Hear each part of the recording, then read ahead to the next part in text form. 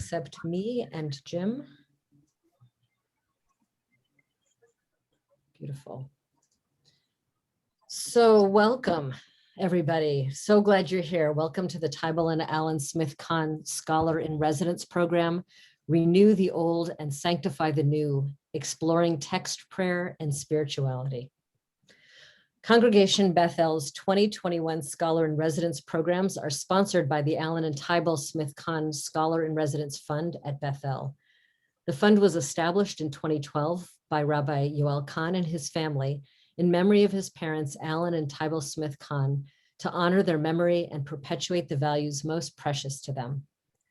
This year's Scholar in Residence program honors Rabbi Yoel Kahn in celebration of his 14 years of service at our congregation.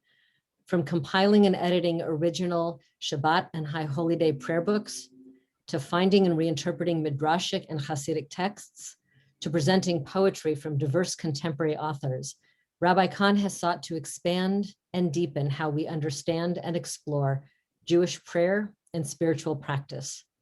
The Scholar in Residence program this year brings 3 of Rabbi Kahn's beloved teachers and friends to Bethel. Each one is an inspiring teacher, and in different ways, each has answered Rabbi Abraham Isaac Cook's call to renew the old and sanctify the new. We are pleased to have as our speaker today, Reverend Jim Mitulski, the pastor of Island United Church in Foster City. And he'll be speaking on the Book of AIDS, COVID and HIV/AIDS, Comparative Spirituality Perspectives. Let me tell you a little bit about Jim. In 1985, Reverend Jim Mitulski and Rabbi Yoel Kahn arrived in San Francisco at the beginnings of the worst years of the AIDS epidemic. With their congregations just blocks apart, they cared for their communities and each other. A pioneering feminist and queer theologian and preacher, Reverend Mitulski was the senior pastor of the Metropolitan Community Church of San Francisco for many years.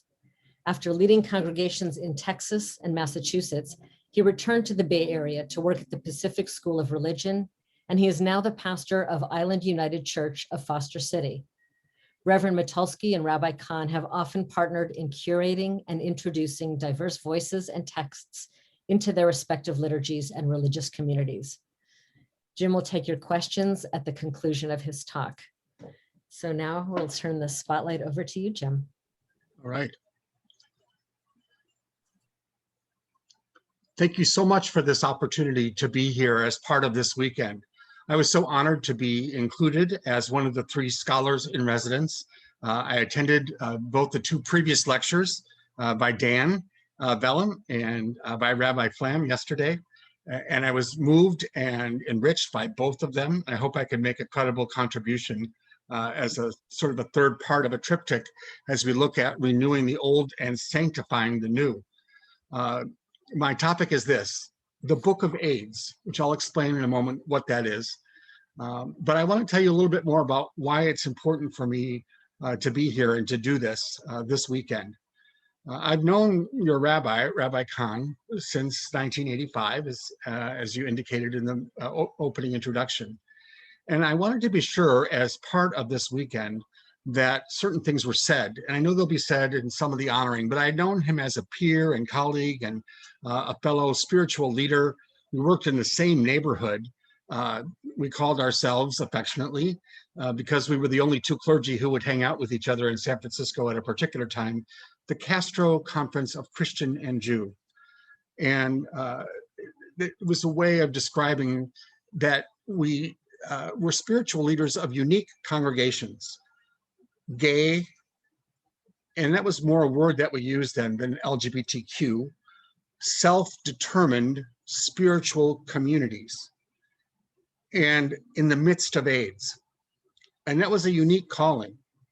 And we did them, we were the same age and did them during the same years and did a lot of great exploits together, I must say. We had more in common with each other than we sometimes did with our co-religionists in our own traditions. I'll just mention one of my favorite exploits was we did a revival, if I may use that word, weekend on feminism sometime in the late 80s. That began on Friday night at Congregation Shahar Zahav, continued, and it was on feminism. And then on Saturday night featured the lesbian feminist poet Adrienne Rich as the preacher. And we had a joint choir who from both congregations that sang Mendelssohn's from the oratorio Elijah, He Watching Over Israel, but we changed it to She Watching Over Israel, slumbers not nor sleeps. And then we had a concluding ceremony at the MCC Church on Sunday morning. And those were the kinds of things that we did in solidarity with each other, and our congregations did in solidarity with each other. Because though and this is my own theological belief, God had gathered our congregations at a particular time in history to address the issue of homosexuality and really sexuality. Really, I think it was God's way of preparing so that there would be a spiritual sanctuary, a self-determined safe place for people with HIV and AIDS. Now, this is my way of speaking, and you may not share it, but you'll become accustomed to it in my time with you. And because I'm kind of unabashedly religious. So if I'm too frank or too heartfelt about it, I apologize. But that's the context from which I'm speaking. And I want to say just a couple of other things about this context before I say something about your rabbi. One of my dear friends in San Francisco was a guy named Jason Gaber, who's now passed away. And he was Jewish, and he and I met on the street in the Castro, which is kind of how you met sometimes. You're some of your best friends at one point, and we became unlikely friends. And at one point, I was on sabbatical at Harvard Divinity School, and he was visiting his family in Revere, Massachusetts, in the springtime, and he had AIDS and was fairly ill at that point. And he invited me to spend Passover, first night of Passover, with their family. And he just said, "Oh, you must do this. You must do this. Please do this for me." He was not above using every card in the book to get his way. And so I thought, oh, all right, I'll do this. And I went out to Revere, and I got there, and it was a very traditional Maxwell House coffee Haggadah dinner. But all he had said was that he had a friend visiting from San Francisco. And only in the course of the dinner did it become clear that he had not told him that I was gay, that I was a Christian, and that I was a minister on top of it. And at one point, as these things became clear in the course of the dinner, his mother pulled him into the foyer of the apartment where we could all hear and started yelling at him and said, "Jason, I put up with everything. I put up with the gay thing. I put up with the AIDS thing. I can take anything, but bringing a gay Christian minister to Passover dinner, you've just gone too far." So that was his payoff. He just thought it was the funniest thing ever. And so I was his unwilling participant in that, but I did want to stipulate at the beginning of this, just in case you were wondering, I am gay, I am a Christian, I'm a minister, but being here means the world to me. And I take very seriously what it means to be from that social location in this space, this Jewish sacred space. And I want to say that I don't take it lightly. And as a Christian and as a Christian minister, I hope you get to hear this from more than just me and more than once in your life. And I am so sorry about the legacy of Christian anti-Semitism, the history and the present. And I promise to you, and I do this every year in my church at this time of year and throughout the year also, to bring to the attention of my congregation our sad, sorry history of what we have done, and to make sure that we are conscious of our history and that we are engaged in repudiating our acts in the past and in the present that contribute to anti-Semitism. And I just wanted you to be able to hear that from a Christian minister personally. And so in the course of this time together, if I say or do anything that is somehow wrong, or I really apologize, because I am trying to be very conscious of the privilege I have of being here with you tonight. Now, why I wanted to be here this weekend in the context of this topic and in the context of Yoel's retirement is this. I got to witness firsthand how Yoel Kahn was truly and is truly a revolutionary in a number of areas, in the areas of pastoral care and practice, in the areas of liturgy and activism. And I got to see firsthand how he shaped American Jewish discourse around AIDS and LGBT issues in a way that not only changed history then, but has continued to have an effect in the present. And he brought all of that to you at Temple Bethel. And, you know, he was a leader in the synagogue and in the streets. And I wanted to be sure that that got said this weekend. And when we talk about AIDS and COVID, I especially wanted it to be said about him because, as I said, I believe that God provides. I don't think that God has the power to prevent illness, but God does provide for us. And God provided you with a spiritual leader who was trained in one epidemic to be your companion and shepherd and guide through another pandemic. Different, but similar. And I'll talk about that. But he also shepherded you as a companion, as a guide. He made sure that every person's life was honored, something he learned then.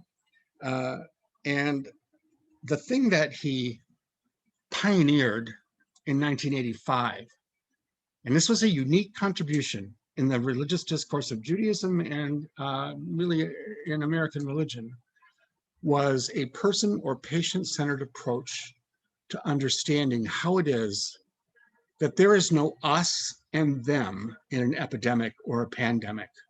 There is only a we and an us.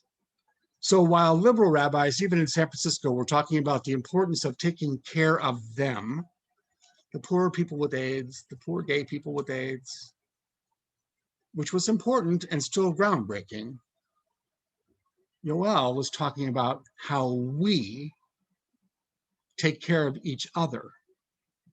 And that shift from we, from them, and from them to us shaped pastoral care, politics, congregational life, spiritual life, community. So I wanted to say this to you, Bethel. You won the rabbi lottery when you called him 15 years ago, 14, 15 years ago. And maybe you know this, maybe it'll be said in other ways, but I wanted to say it in a particular way because I saw it firsthand. Now, the Book of AIDS.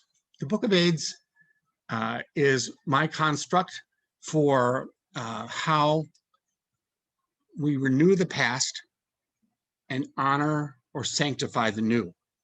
And it's partly a technique I learned from Yoel when he exposed me to something he called midrash, which I had no idea what it was. I went to liberal, good seminaries, went to a good college, studied religion, went to Columbia. You'd think I'd have learned one simple word, but no. It took my friend Yoel to point out to me that there was another way of finding yourself in Scripture. It's because of him that I have this multi-volume Louis Ginsburg Legends of the Bible, Legends of the Jews, and the paperback volume companion that I have used throughout my years in preaching. Because he taught me a technique about how we find ourselves in the text, in the sacred text. It's not that the canon may be closed, the book may be bound, but we're in here. We're in here in the stories that are told and by how we identify it. And this is a picture of, this is my actual Bible. You can see that I read it. It's well thumbed. It's got a lot of notes in it, lots of Post-it notes. This is actually my second Bible. I wore one completely to shreds my first few years as a pastor and preacher. But it's all midrash from page 1 all the way to the end. That's what all the notes are. Yoel taught me that the world is a midrash. All the world is midrash. And that's because God is in everything, even in the epidemic, even in the pandemic. And here's what makes something sacred and worthy of inclusion in a Bible. It proves its value over time because the story as it's recorded keeps resurfacing at other times and gives new meaning in the present in a way that it gave meaning at the time it was originally told to the people who told it first and then retold it and retold it. And it finds its way into a book. And I believe the book of AIDS is being written right now. It may take centuries before it finds itself into a bound book of the Bible. I like to feel that I'm getting a jump on it now with all these little Post-it notes and things like that. And with the readings that I chose to look at today, they're representative, not comprehensive, like the Bible. Fragments, perhaps, that may not make entire sense in future generations. But when you hear these readings, I hope you'll see how they gave meaning to us during AIDS and also have meaning during COVID. And I'm going to show you a film clip right now that I hope will bring that into the present. This is a movie clip from a movie called Longtime Companion, kind of a mid-AIDS, if we periodize it, mid-early AIDS movie, mid-protea, between, I think it's 91, 92. And it's how people talked about a future moment that they couldn't have known would happen. So let's just watch it.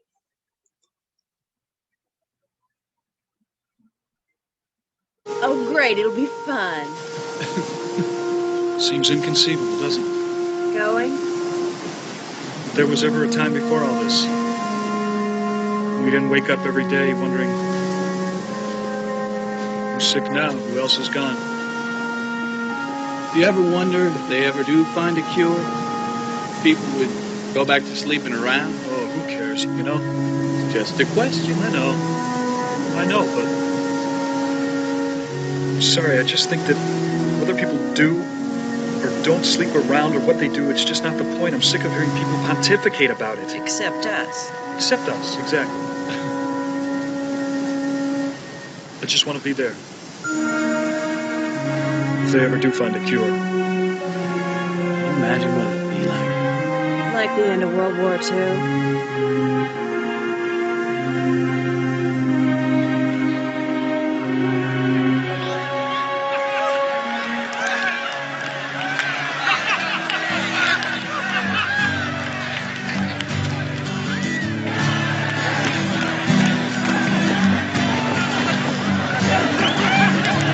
When I cleaned out your room, I painted the walls to cover any memories.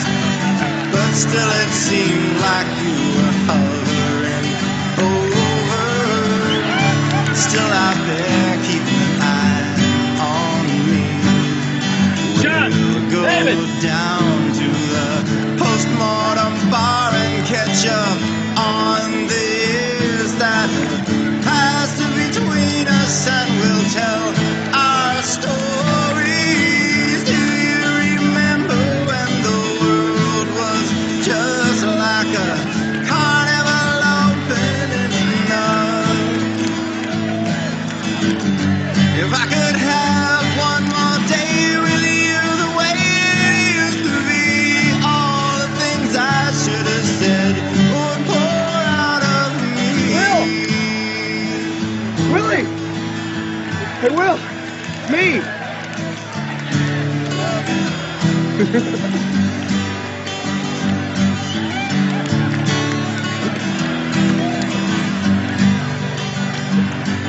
You fucking son of a bitch. You asshole!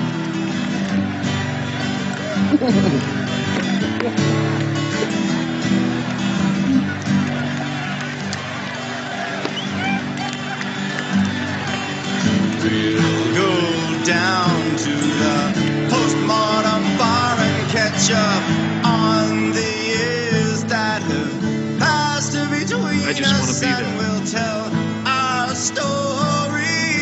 Do you remember when the world was just like a carnival opening up? didn't know which way I was going, but some.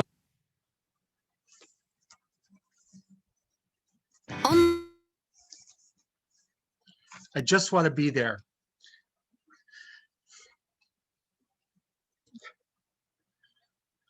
There was a time when we could hardly say or imagine what it might be like just to be there.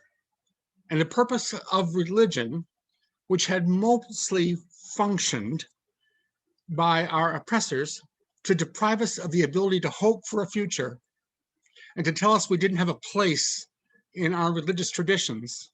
The purpose of religion came when we reclaimed it and repurposed it, was to help us see and make the world where we would be there. And it gave us what we needed to get by. That was true during AIDS. And in order to find it during AIDS, we sometimes had to go outside the book.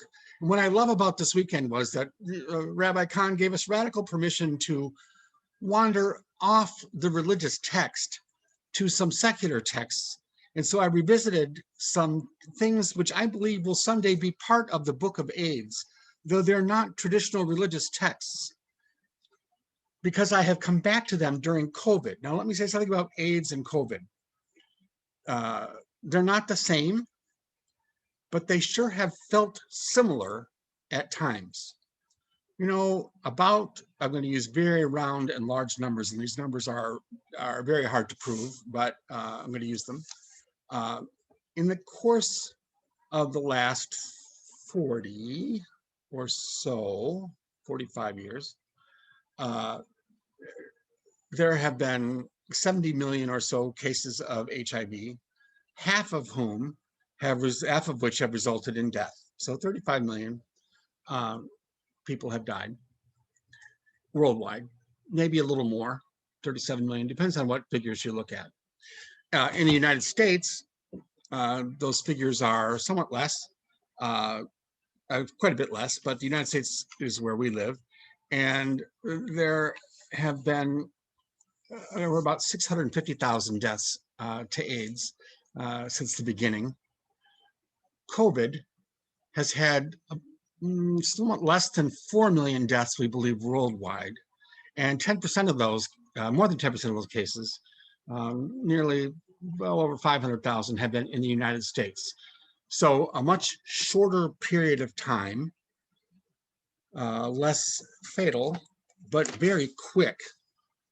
And the experience of it that is so reminiscent, I think, is this. And let me just say this: one death is enough. It's not about the numbers.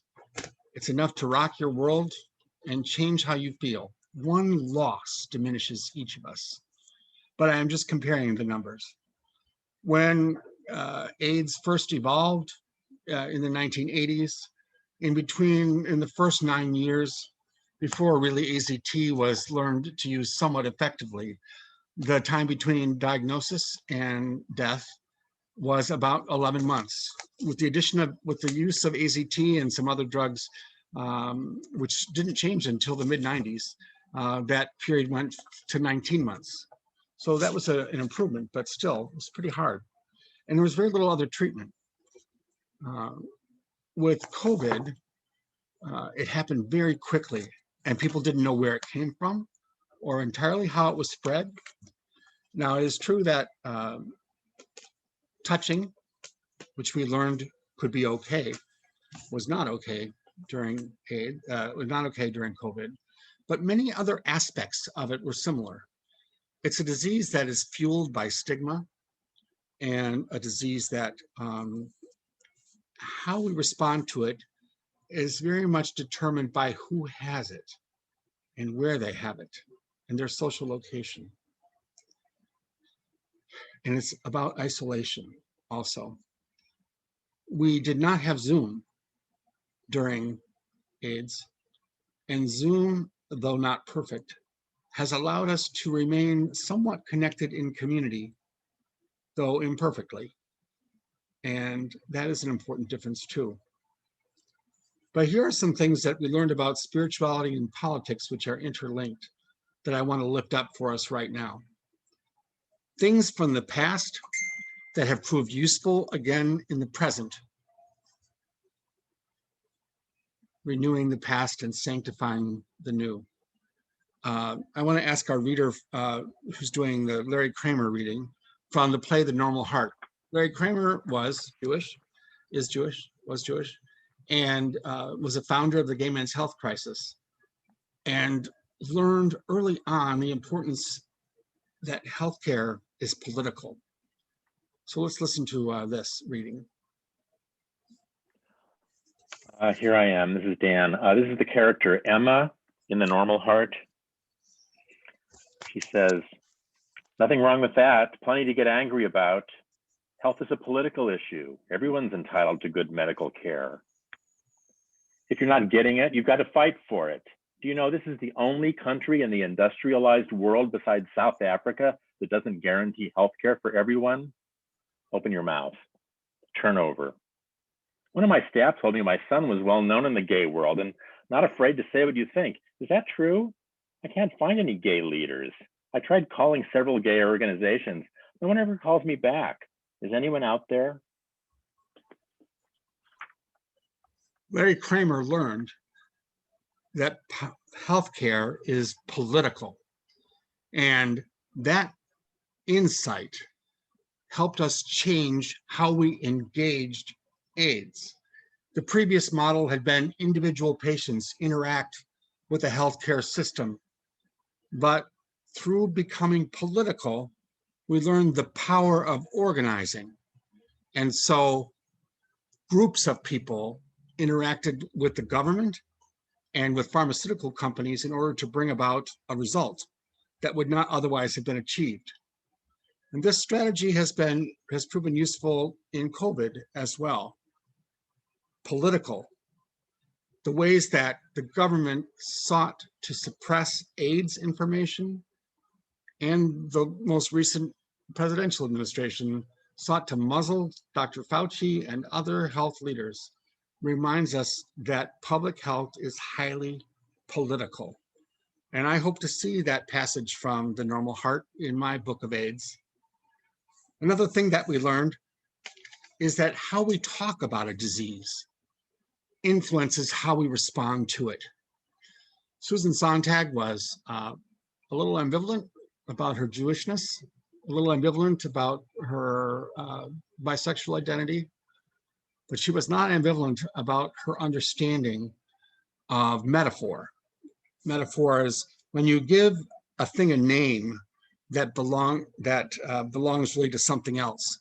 And for her, first in her book about cancer, and then she issued a kind of a second revision about AIDS 10 years later, she identified that stigma was an important dimension of how we responded or didn't respond to AIDS. And I think this is true of COVID as well. And the metaphors that we use around them too. So listen to this reading about just one of the metaphors about AIDS. This is from AIDS and Its Metaphors, 1989, Susan Sontag. Let's see. Ariel, can you share? You want me to share? Give me permission to share.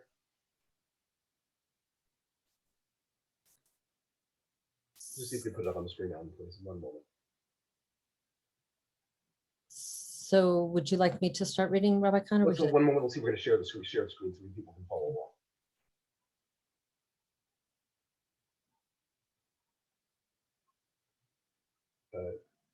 Ariel's going to share. Go, Ellen, please. All right. Well, now I've moved it from, hang on, now it's not on my screen anymore. Oh, now I'm going to leave meeting. I'll just go from here. Not all metaphors applied to illness and their treatment are equally unsavory and distorting. The one I am most eager to see retired more than ever since the emergence of AIDS is the military metaphor. Its converse, the medical model of the public weal, is probably more dangerous and far-reaching in its consequences, since it not only provides a persuasive justification for authoritarian rule, but implicitly suggests the necessity of state-sponsored repression and violence. the equivalent of surgical removal or chemical control of the offending or unhealthy parts of the body politic.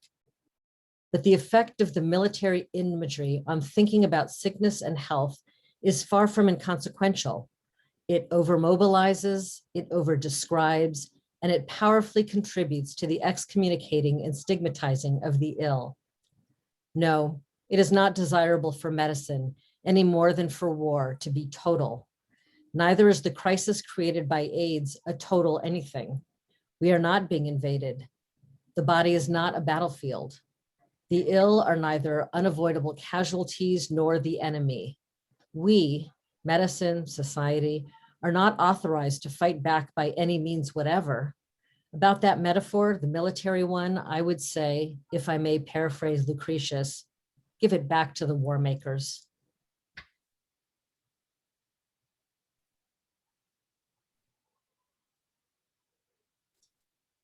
Jim, you're muted.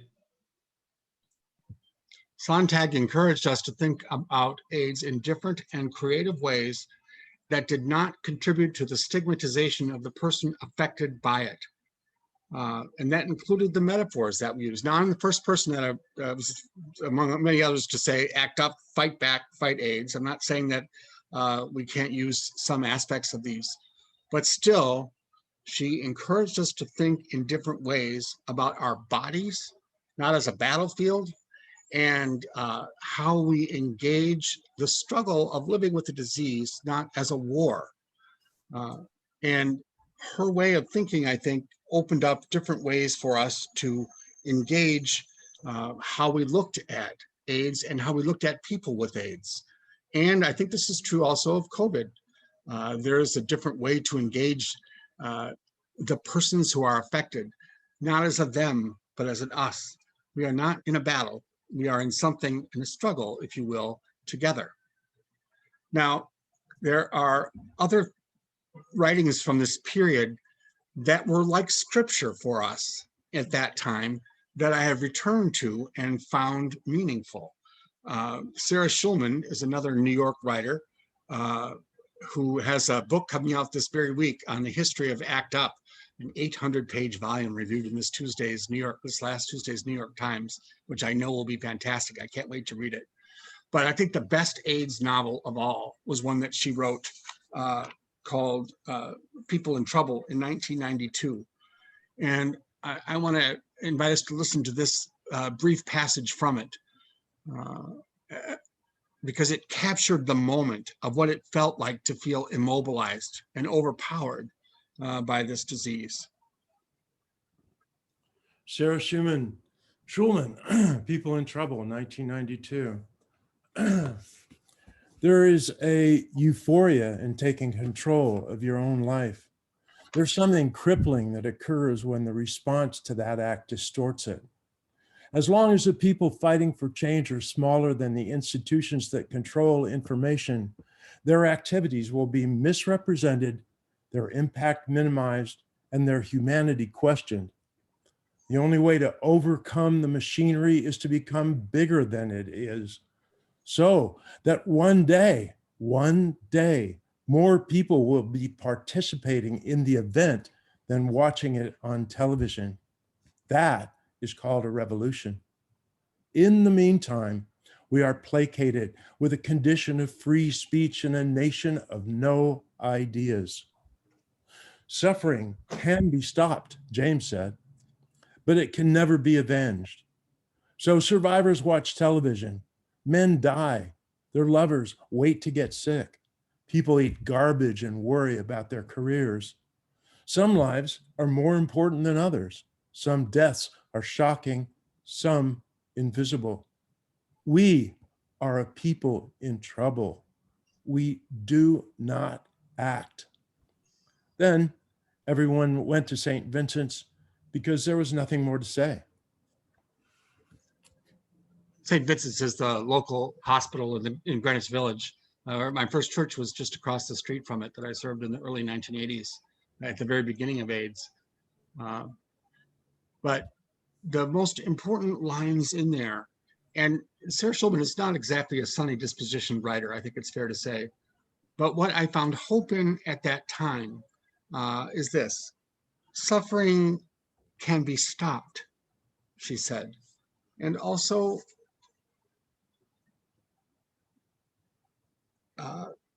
we are a people in trouble. We do not act. So by depicting in stark terms the paralysis that many of us felt at the time, and that I think many of us have been tempted to feel during COVID, it jolted us then, and I hope jolted us and can jolt us still into a kind of agency that we had forgotten we have always possessed. What does it take for a people in trouble to become active in their own liberation once again, despite overwhelming circumstances, despite how difficult things might seem or be in reality? It is still always true, suffering can be interrupted. And also, it's never true that we can't act. We can try. We can try. AIDS was a long, sustained period of despair. COVID has been shorter. Neither one is over. And the strategies that got us through one will be necessary for us to retrieve, both spiritually and politically, in order for us to survive the second pandemic. And I wanted to turn to another selection, and I know I'm just racing through these, but I want to keep to my time and be sure you get exposed to the best of the AIDS literature from this period. Just as a selection, and as I said, there were so many I left out, because it illustrates both the despair and it has embedded in it a strategy that I think was useful then and can be useful to us still. This is from Harry Condolian's novel. He was a playwright, but he wrote a novel called Diary of a Lost Boy from 1993. And I think Yoel's going to read it for us. The doctor is running from office to office as if it were Christmas Eve at Morgan Guarantee. He finally settles down to review my folder, my alphabet history. You were on ACT for how long? 3 years. With no anemia, right? Right. Why must we continually review the same material month after month? But then you got the PCP and detected your first AS lesions. He's a tutor. That's correct. And the MII and the CMV. So I have you on the DDI. What are you doing for the CMV? DHPG? Right. And so on. I guess would be okay if the doctor spoke with some degree of authority. You know, something like, this is really going to work. The way they do at ritzy pharmacies while pushing their overpriced moisturizer. But it's too much the epidemic. They don't know. Difficult to be sympathetic. And then I have this new therapist who I think is just a social worker anyway. She seems adamant that I understand that this is a terminal illness, as if I didn't know. There's so much denial in the AIDS community. This is her big thing. Perhaps non-stop screaming would adequately demonstrate a lack of denial and... So I like this passage because there's a certain dark humor to it. It reminds me of a time when we became conversant. I could have told you what all those abbreviations stood for, and I bet many of us who lived during that time could as well as many others. But here's what we learned to do then. People who were not medically trained learned about the science of HIV and AIDS. We learned about medication. We learned about how doctors work, and we learned about how medical care is provided. We became literate in our own medical care. And even though that wasn't necessarily our most natural training, we did it in order to save our own lives and the lives of our friends. And that was part of how we broke through our denial. We didn't wait for others to do this for us. We became engaged in the things that were off limits other people's territory and became equal partners in conversation and advocating for our own needs and the needs of our friends. We stormed the NIH and the FDA, as Dan has reminded me, a very great time, because medical care was not the province solely of the medical providers or the pharmaceutical companies. And that has been true during COVID as well. We are far more knowledgeable today about what the coronavirus looks like and how the various vaccines work and what our options are. And this needs to continue to become medically and scientifically literate. That's my 10-minute warning. So I don't know where my phone is though.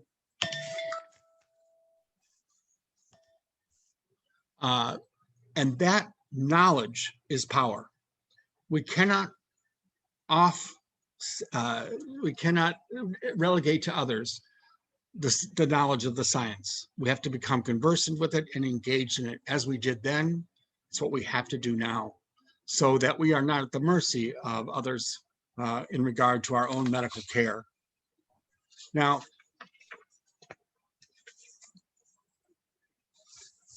there's a few other pieces I want to share with you.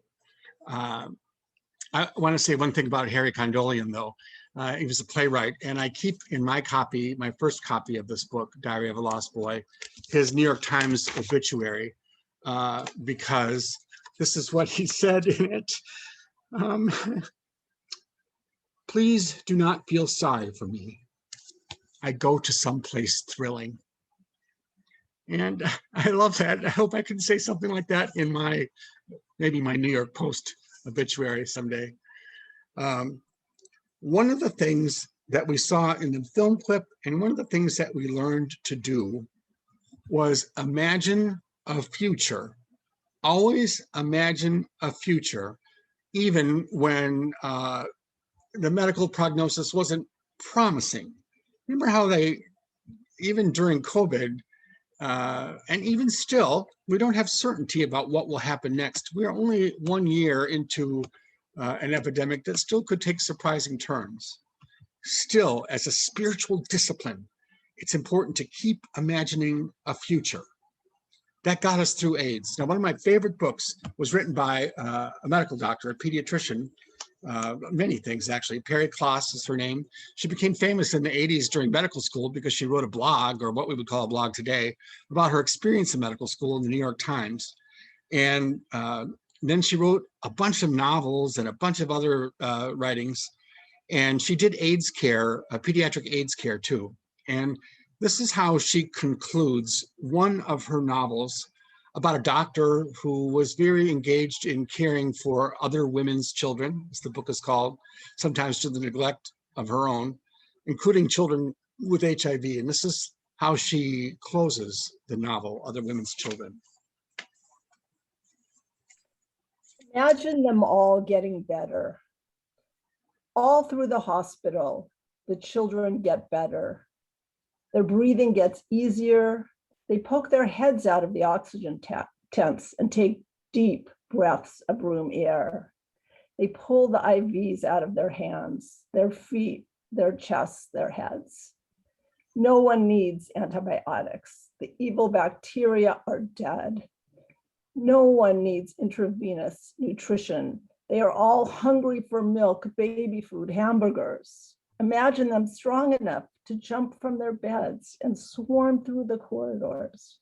Imagine Marie running for a playroom, a tiny potbelly pooching out above her dimpled thighs. Imagine Sarah smearing her face with applesauce, getting some of every spoonful into her mouth, eager to feed herself, growing bigger with every mouthful. Nothing more mysterious about her than the standard issue miracles: growth, personality, beauty. Imagine the corridors full of children, the big ones running, the toddlers toddling, the little ones crawling. No more fevers, no more wheezing, above all, no more pain. Imagine even Darren, sturdy little legs pumping, all the undiagnosed poisons gone from his lungs, the little air sacs inflating with air at every breath. Imagine him intact, properly defended, his body sealed off against the tiny menaces around it, protected by his own vigorous cells, his well-nourished child strength. And in every room on every ward, imagine them pouring out of the front doors, the big ones now carrying the babies, reaching down to hold the hands of the toddlers, the whole pack disappearing down the street, leaving the hospital with its humming lights and beeping monitors, leaving it behind. The hospital is active, but abandoned, like a factory newly automated, or perhaps like something more sinister, like a ghost ship.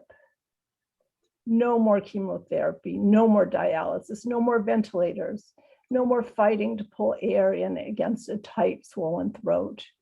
No more inflammation of the brain, no leukemia, pneumonia, croup, seizures, no fevers of unknown origin, no occult malignancies, no failure to thrive. The children are out of sight now, heading home.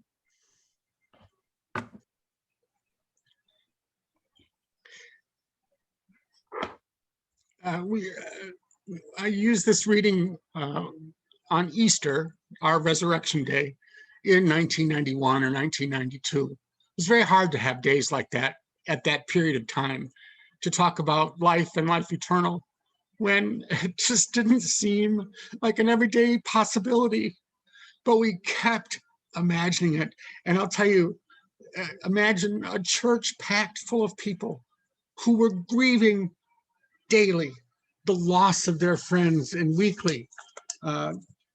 And hearing that reading read alongside the Bible reading. And there was enormous weeping, and there was also incredible joy, because we were seeing in these children's victory our own new life. And it wasn't in the Bible. It was written by a Jewish doctor in Boston.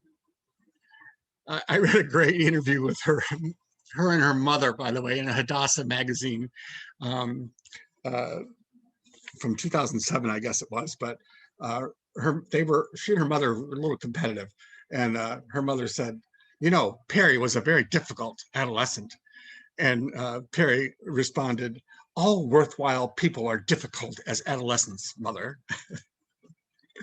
And you could see how she had the capacity to imagine. And you know, I want to show you something in my Bible that someone drew for me, a child who came to church. I don't know if you can see it, how well it will show up. Can you see? It's a little picture of hearts, colored hearts. And this girl, a little girl who came to church, drew it. And she said, "Put it in your Bible, because every Sunday you get up and say, on Saturday, we'll have this memorial service and that memorial service and that memorial service. And you're always crying. And I want you to see something happy in your Bible when you get up in front of us every week that will make you smile." And the story of those children made me smile. And I still keep that picture of the hearts, the colored hearts, in my Bible, because it never fails to make me smile, because it reminded me of how imagining a future, even against medical odds, can sustain hope, inspire agency, and evoke from us our best selves. And that was true in AIDS. It's been true in COVID, and will still be necessary. Now I'm going to look at one last thing. I know I'm close to time, but I think that perhaps one of the greatest pieces of art that came out of the AIDS years, and I hope it gets revived in a real way during COVID, because I think it will have a new life and new meaning for people who have experienced enormous loss. I can see where it would be very powerful on Broadway, is Angels in America. So Angels in America by Tony Kushner, a fellow Columbia alum, I'll say, wrote this play. It was an evolving play, right? I'm sure many of you have seen it or you've seen it on television. It was workshopped first in Los Angeles, then in San Francisco, and then, of course, has gone on to have a very great life. And it was really a gay fantasia on national themes, he called it, but really it was a very profound AIDS play, I think. And if you haven't read it or seen it or watched it lately, go back and watch it. One of the things I loved, an early scene between Pryor, the central AIDS character, who's often seen as the hero, but Harper, who is a Mormon young woman who has a gay husband. I think she's really the hero of the play, in my opinion. Have this exchange where they wander into each other's hallucinations. And she's on Valium and he's just, I don't know how he gets, I can't remember how he gets there, but they're having, they're in each other's dreams. And she starts saying, so this is, I'll just read their little exchange. These pills you keep alluding to, Pryor says to Harper. Harper says, Valium, I take Valium, lots of Valium. And you're dancing as fast as you can. Harper says, I'm not addicted. I don't believe in addiction. And I never drink and I never take drugs. Pryor says, well, smell you, Nancy Drew. And Harper says, except Valium. And he says, except Valium and wee fistfuls. Harper says, it's terrible. Mormons are not supposed to be addicted to anything. I'm a Mormon. Pryor says, I'm a homosexual. Harper says, oh, in my church, we don't believe in homosexuals. Pryor says, in my church, we don't believe in Mormons. What church do you... Oh, I get it, she laughs. But she says this thing to him. She has this phrase she uses because of her astonishing ability to see such things. And when she has insight, she calls them threshold of revelation. And she says this to him. I see something about you. Deep inside you, there's a part of you, the most inner part, entirely free of disease. I could see that. And her astonishing ability to see that reminded us that AIDS was a disease we had. There was a certain value in claiming it as a political identity, but it was not who we were. There was some deep part of us that was not AIDS, entirely free of disease. And that's true of COVID too. It's not an identity. It's just a virus that can have fatal consequences unless we band together and do something about it. But it doesn't define who we are essentially. There is some deep part of us entirely free of disease, she says. And then at the end, at the end of the play, she has this beautiful monologue while she's on a plane to San Francisco. And my dear friend of the heart, Jim Van Buskirk, is going to read her speech, which I believe will be maybe the last book in the Book of Revelation part of the Book of AIDS.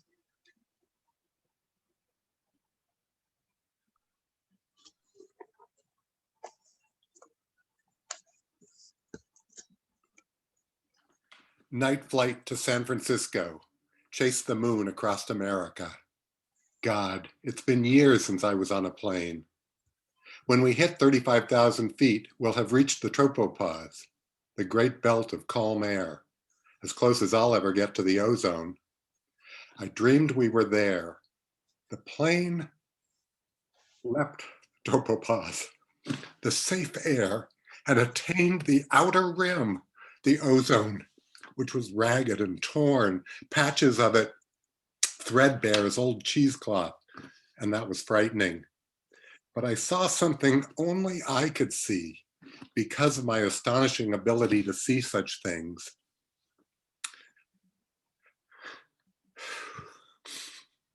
Souls were rising from the earth, far below, souls of the dead, of people who had perished from famine, from war, from the plague, and they floated up like skydivers in reverse, limbs all akimbo, wheeling and spinning, and the souls of these departed joined hands, clasped ankles, and formed a web a great net of souls, and the souls were 3-atom oxygen molecules of the stuff of ozone, and the outer rim absorbed them and was repaired. Nothing's lost forever in this world. There's a kind of painful progress, longing for what we've left behind, and dreaming ahead. At least I think that's so. Thank you for reading that. So this has been a quick trip through literature of the 80s and 90s about AIDS that I believe is of a deeply spiritual character, sacred text, that I believe belong in the evolving book of AIDS. And that also can be useful to us in understanding how to find meaning and action during COVID. And I want to invite you to write your own book of AIDS or contribute to the evolving book of AIDS, because this can't be one person's contribution, one person's task. Everybody has one, and you might call it the book of COVID, you might call it the book of cancer, or you might call it the book of whatever it took to get you through, the book of surviving, the book of thriving, the book of abundant life, the book of how God was my companion through the most difficult times in my life. And here are the ways that I think, here are my tips for your book of AIDS.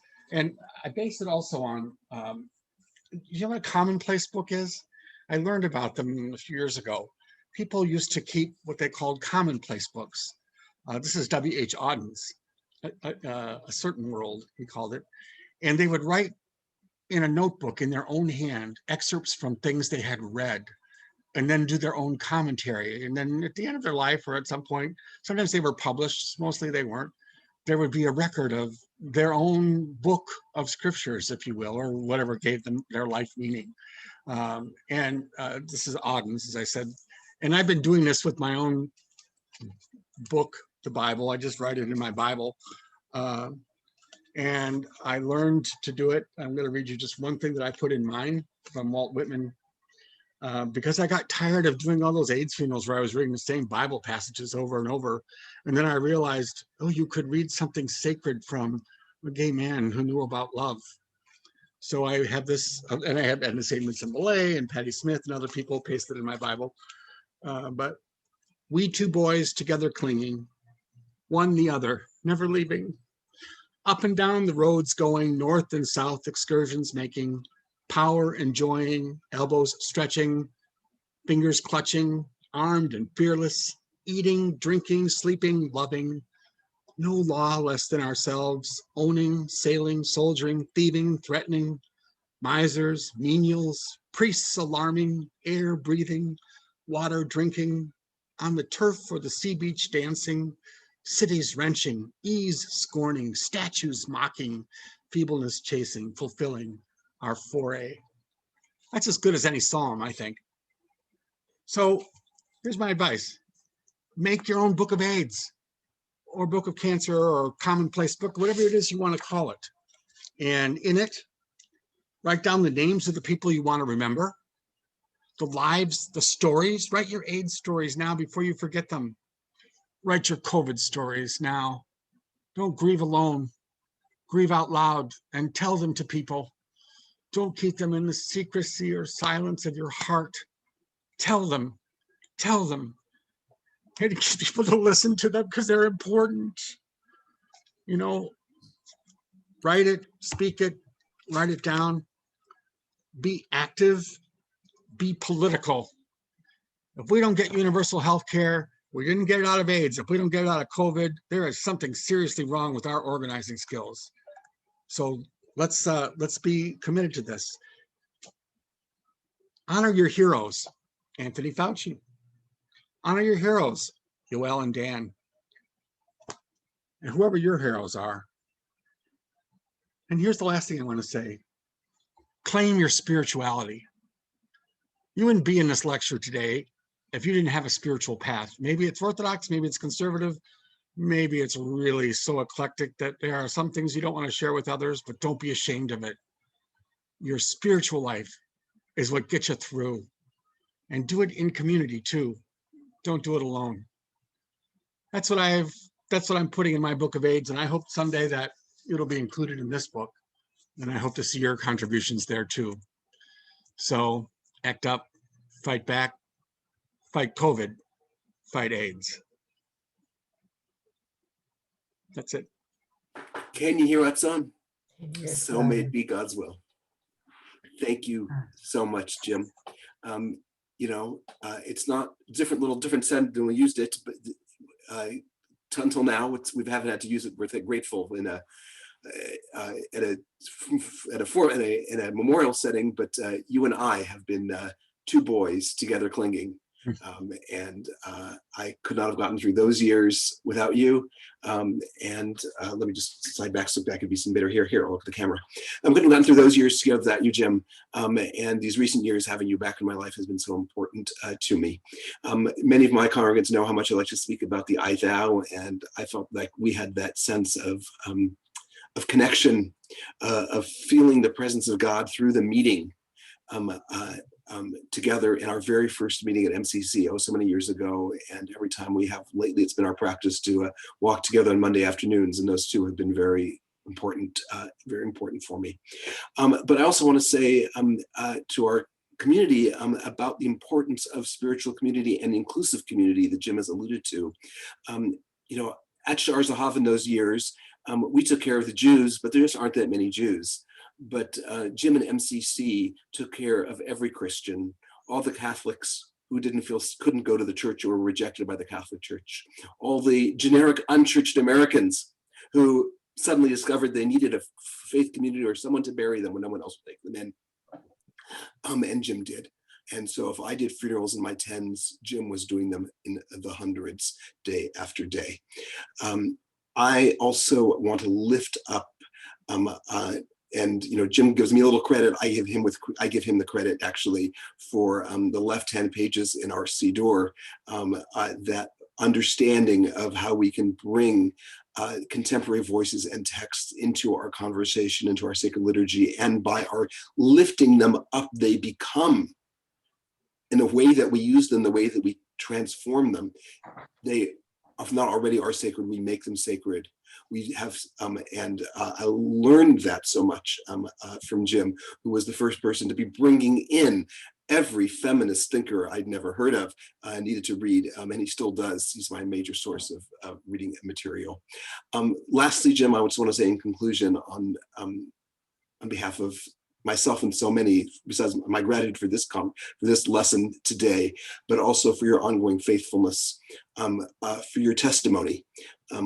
Testimony is connected to testament, and what we like to say, and you talked about Midrash at the very beginning, that we are all part of the testament, that we all bear witness. And in the book of Isaiah, chapter 43, verse 12, the prophet channels the Holy One saying, "You are my witnesses," says God, says the Eternal, "and I am God." And in the Midrash, they say, when you are my witnesses, then, only then, I am God, I am real. And so our life work is to live our lives as witnesses to our highest aspirations and our highest selves. And Jim, you are emblematic of bringing God's presence real to us. Thank you so much for your teaching to us today. And let's open it up to questions and comments and responses. Thank you. And I want to add my own appreciation, Jim, for a talk that was intimate and political and literary and personal, and a call to action and a call to meaning. So thank you deeply. I'm going to open this up for comments, for questions. You can either go down to the bottom under reactions and raise your electronic hand, or you can raise your actual three-dimensional physical hand.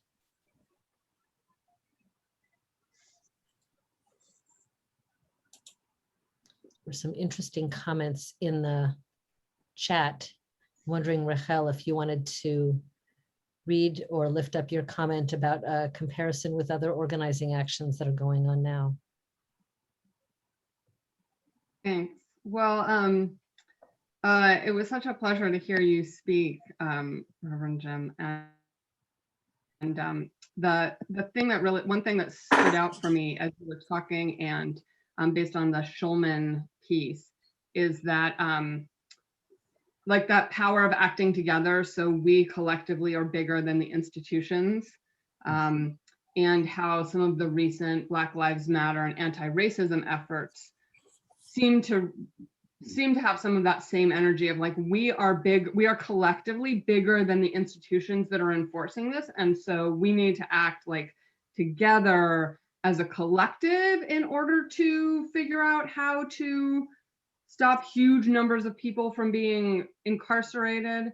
Like it can't just happen with one small group. It's like we collectively need to be big enough to overcome the force of those institutions and the for-profit structure and all that.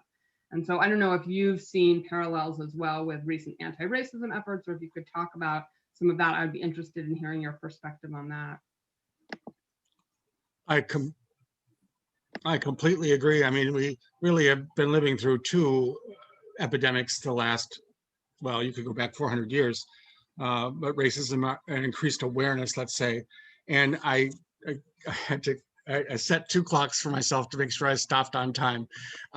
So I ended up cutting the section on, I don't know if you can see this book. It's called The Cancer Journals by Audre Lorde.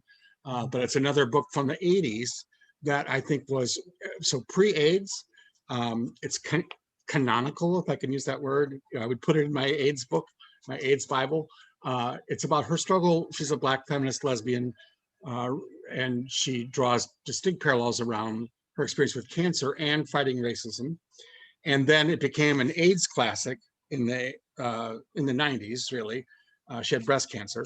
And then I think is still valuable as a cancer book, and I think valuable as a COVID book. But then I think also it contains a lot of the blueprint around activism.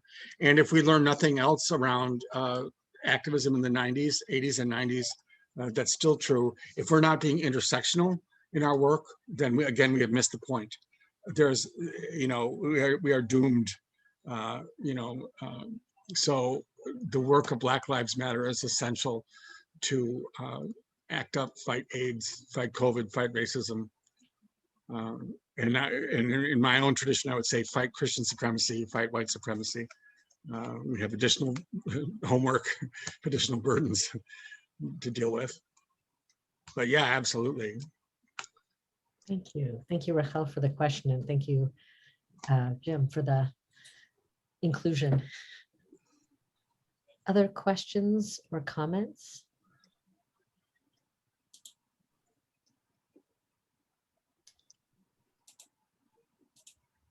I'm going to add a note. I'm going to put in the chat.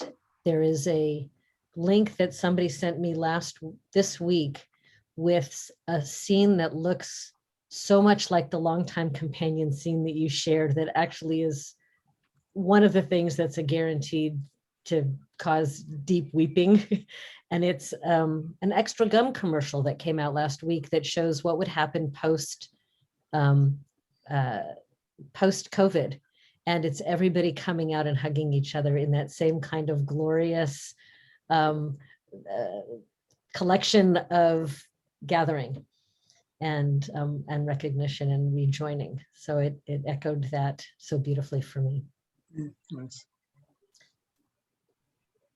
So I'm going to turn this back to Rabbi Khan. I will thank you deeply, Reverend Jim Mitulski, for sharing with us. Before I do this, Moshe, you have your hand up. I want to make sure you get a chance. Do you want to unmute yourself? You are unmuted. Yeah, can you hear me?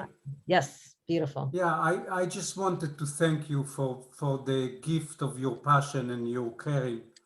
It was just beautiful. And thank you, Rabbi Khan and Dan, and really was what a worthwhile afternoon to listen to this. Thank you. Beautiful. Thank you, Moshe. My turn? So I'm going to turn this over to you, Rabbi Khan. Thank you. Thank you, Moshe. Thank you, Ellen, for your help. I just want to thank all of you for being here. This has been, I have to say, this is the third and culmination of our 3 programs, each of which has been rich and wonderful in their own right. And I'm so grateful to Jim, to Rabbi Nancy Flam, and to Dan for their programs. I also want to express my deep appreciation to Mike Austin and Catherine Mapes-Resnick, who are the coordinators of the which is now referred to it as the endless farewell for Yoel. And I don't want to, I think this for me was sort of very important, and I'm really grateful that we could do it. I do want to say that the Scholar in Residence program is endowed at Congregation Beth El for a while, and therefore will be an annual event. And I believe I'm charged by Rabbi Stern with curating it for the foreseeable. So I look forward to being able to do it again. Catherine or Mike, do you want to say anything about any upcoming additional programs, opportunities people have?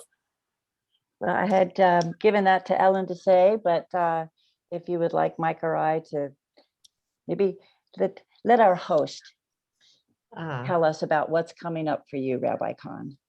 Oh, except now I have closed that link. So okay. If you have that open, Catherine, I would not feel okay. Or just, you know, what I have to say is that this is truly a community event, and this has been Mike's and my great pleasure to work with some of the most wonderful people, and also just our community. I just put my arms around everybody. So, and Mike, you might want to say something, but what we have coming up on May 21st at noon is the Connections Luncheon, and Rabbi Khan will be speaking on the liminal space, the transition between, I don't have all thing, but definitely wanted to show up for that. And then on May 23rd, it's an all-day event. We have an in-person meet and greet with the rabbi, actually in person in our beautiful Founders Grove, surrounded by the garden that Mike has beautifully created.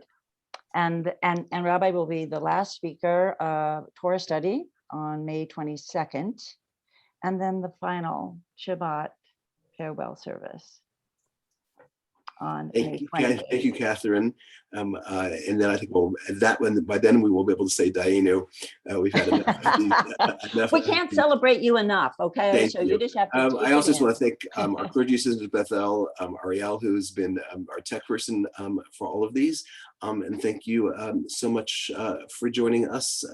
And I wish everyone a good, sweet afternoon. Enjoy the lovely weather. If you've been inside so far today, go outside, enjoy the sun. Oh, I would say one more. A few people just coming in from very far away. I just want to say a special welcome to Steve Carson, Jim and my friend who's now in Philadelphia, as well as some other guests who are here today with us. So thank you, everyone, for a beautiful program.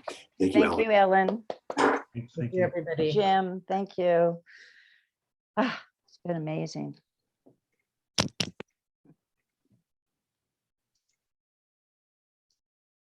Mm-hmm.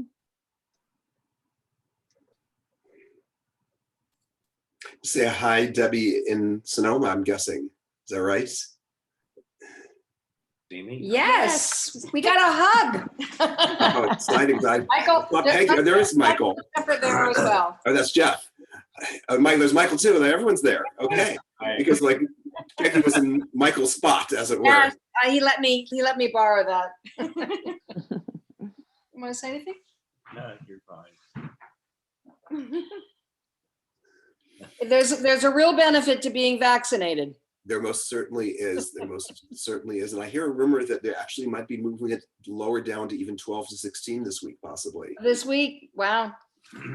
So, because we just had a gathering for our 7th graders for the first time.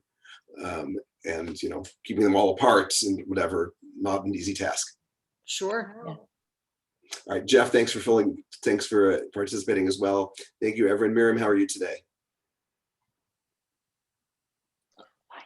Who is speaking to me? No, he's not. No, Miriam Seelig is saying hi to Miriam over there. Hi. How are you feeling today? Okay. I understand. Yeah. Glad you could come today. Matt, thank you so much for joining us. Thank you, everyone. Take care. Take care. Bye.